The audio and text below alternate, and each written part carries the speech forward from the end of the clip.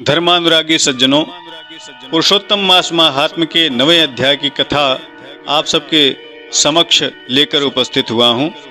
यदि आप हमारे चैनल पर पहली बार आए हैं, आपने अभी तक जो पीछे कथा कही जा चुकी उसे नहीं सुना है, तो कृपया इस वीडियो के डिस्क्रिप्शन में अथवा हमारे चैनल के प्लेलिस्ट में जाकर आप 1 अध्याय से 8 अध्याय तक की कथा अवश्य सुनेंगे।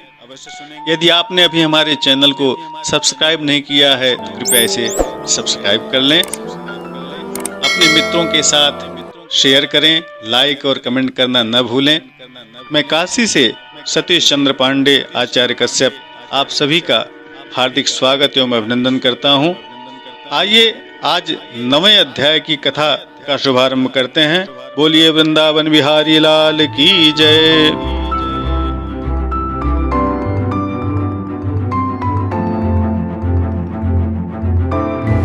पुनः आप सभी का स्वागत है।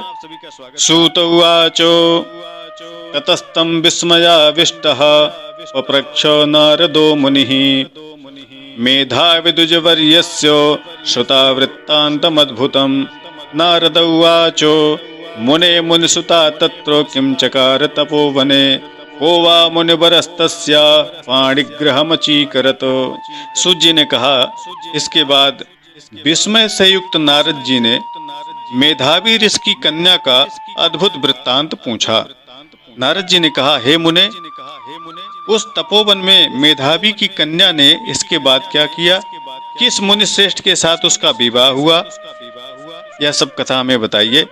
भगवान नारायण बोले, अपने पिता को स्मरण करते करते, बराबर शोक करते करते उस घर में कुछ काल तक उस कन्या का समय व्यतीत हुआ। अपने दुख को सोचती हुई और दुख से मुक्त होने के उपाय को न देखती हुई उस कष्ट में पड़ी हुई कन्या के शुभ भविष्य की प्रेरणा से सांत्वना देने के लिए उस वन में अपनी इच्छा से ही परम क्रोधी, जिनको देखने से ही इंद्र भयभीत होते हैं, ऐसे जटा से व्याप्त साक्षात शंकर के समान भगवान दुर्वासा ऋषि आए। हे नारद, भगवान कृष्ण ने राजा युधिष्ठिर से कहा, हे राजेंद्र, यह दुर्वासा ऋषि आए जिसको कि आपकी माता कुंती ने बालपन में प्रसन्न किया था।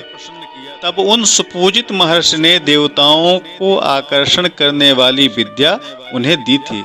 हे भूपाल, जिन्होंने सब देवताओं से नमस्कार किए जाने वाले मुझको भी रुक्मिणी के साथ रथ में बैलों की जगह जोता। दुर्वासा जी को बैठाकर रथ खींचते हुए जब हम दोनों मार्ग में चलने लगे, तब चलते चलते मार्ग में अति तीव्र प्यास से रुक्मिणी के तालु सूख गए और रुक्मिणी ने जल की इच्छा से मुझे सूचित किया। तब कंधे पर रथ को खींचते हुए चलते चलते ही पांव के अग्रभाग से मैंने पृथ्वी को दबाकर भोगवती नामक नदी को उत्पन्न किया और वह भोगवती नदी ऊपर आकर के बहने लगी और उसके जल से मैंने रुक्मिणी के प्यास को बुझाया। इस प्रकार रुक्मिणी के प्यास को बुझता देखकर उसी क्षण अग्नि की तरह दुर्वासा ऋषि कोप से जलने लगे और प्रलय की अग्नि के समान उठकर दुर्वासा जी ने श्राप दिया। बोले, बड़ा आश्चर्य है, हे कृष्ण, रुक्मिणी तुमको सदा अत्यंत प्रिय है, अतः स्त्री के प्रेम से युक्त तुमने मेरी अवज्ञा कर अपना महत्व दिखलाते हुए इस प्रकार से उसे पानी पिलाया, अतः तुम दोनों का वियोग होगा। इस प्रकार उन्होंने मुझे श्राप दिया।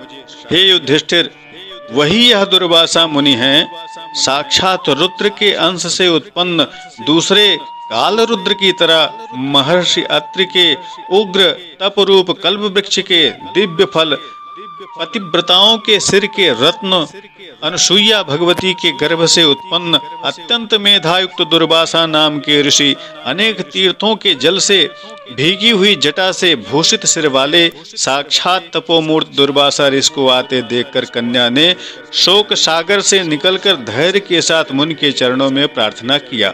प्रार्थना करने के बाद जैसे वाल्मीकि ऋषि को जानकी अपने आश्रम में लाई थी, वैसे ही यह दुर्वासा को भी अपने घर में लेकर के आई। अर्घपाद्य से उनका विधिवत पूजन करके जंगली फलों और पुष्पों से उनका स्वागत किया। उसके बाद वह कन्या बोली, हे महाभाग, हे अत्रि कुल के सूर्य, आपको प्रणाम है। हे साधो, मेरी अभाग्या के घर में आज आपका शुभागमन कैसे हुआ? हे मुने, आपके आगमन से मेरा भी भाग्योदय हुआ है, अथवा मेरे पिता के नहीं रहने के कारण मुझे सांत्वना देने के लिए आप आए हैं। आप महात्मा के जो पांव की धूल है वह भी तीर्थ रूप है। आज मेरा जन्म सफल हो गया, मेरा व्रत सफल हो गया, जो मुझे आप पुण्यात्मा के दर्शन हुए। ऐसा कहकर वह कन्या दुर्वासा जी के सामने चुप हो गई। तब भगवान शंकर के अंश से उत्पन्न दुर्वासा मुनि मंद हास्य से युक्त होकर के बोले, दुर्वासा उवाचो साधु साधु द्विजसुते कुलम अभ्युदय कृतम पितुः मेधार्षे सुतपसः फलमेतादृशी सुता। दुर्वासा जी ने कहा, हे द्विजसुते, तुम बहुत अच्छी हो। तूने अपने पिता के कुल को तार दिया। यह मेधावी ऋषि के तप का फल है कि उन्हें तुम्हारी जैसी कन्या मिली। तुम्हारी धर्म में तत्परता देखकर मैं कैलाश से यहाँ आया हूँ। अब यहाँ से मैं शीघ्र ही बद्रिकाश्रम में मुनीश्वर सनातन नारायण देव के दर्शन के लिए जाऊंगा, जो वहाँ पर प्राणियों के हित के लिए अत्यंत उग्र तप कर रहे हैं। कन्या बोली, हे ऋषि, आपके दर्शन से ही मेरा शोक समुद्र सूख गया है। अब इसके बाद मेरा भविष्य उज्जवल होगा, क्योंकि आपने मुझे सांत्वना दी है। हे मुने, मेरे इस प्रादुर्भूत दुख और ज्वाला से भरे हुए भाग्य को क्या आप नहीं जानते? हे दया सिंधो, हे शंकर, उस दुखाग्नि को शांत कीजिए। मेरे विचार से हर्ष का कारण मुझे कुछ भी दिखलाई नहीं देता। ना मेरी माँ है, ना पिता है, ना भाई हैं, जो मुझे कोई धैर्य प्रदान करे।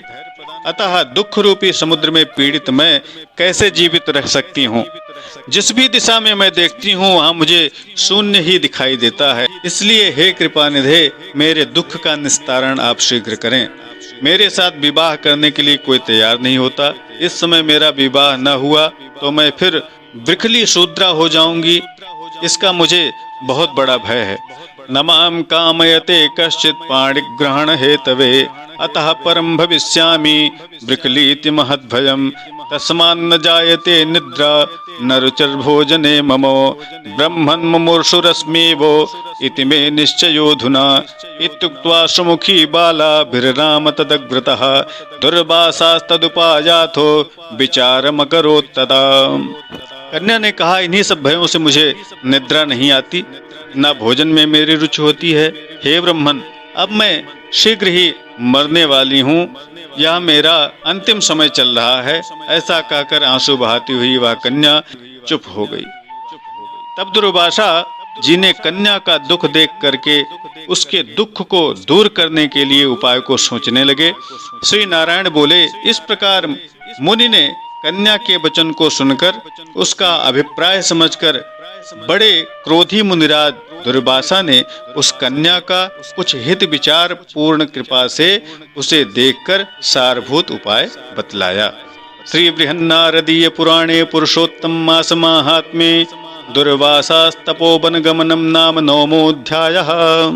इस तरह से बृहन्नारदीय पुराण में पुरुषोत्तम मास माहात्म्य में वर्णित दुर्वासा के तपोवन में आगमन नाम की 9वें अध्याय की कथा संपन्न हुई। बोलिए वृंदावन बिहारी लाल की जय। आगे की कथा अगली वीडियो में लेकर उपस्थित हो रहा हूँ। आप सभी वीडियो को जितना अधिक से अधिक हो सके शेयर करें, अपने मित्रों को चैनल को सब्सक्राइब कराएं, जिससे कि मैं आपके बीच बना रह सकूं। आप सभी का बहुत बहुत धन्यवाद। आप हमें इंस्टाग्राम, फेसबुक, ट्विटर, व्हाट्सएप पर भी मैसेज कर सकते हैं, हमसे जुड़ सकते हैं। इसी के साथ मैं विराम लेता हूँ। नमस्कार, जय विश्वनाथ। ओम नमो भगवते वासुदेवाय।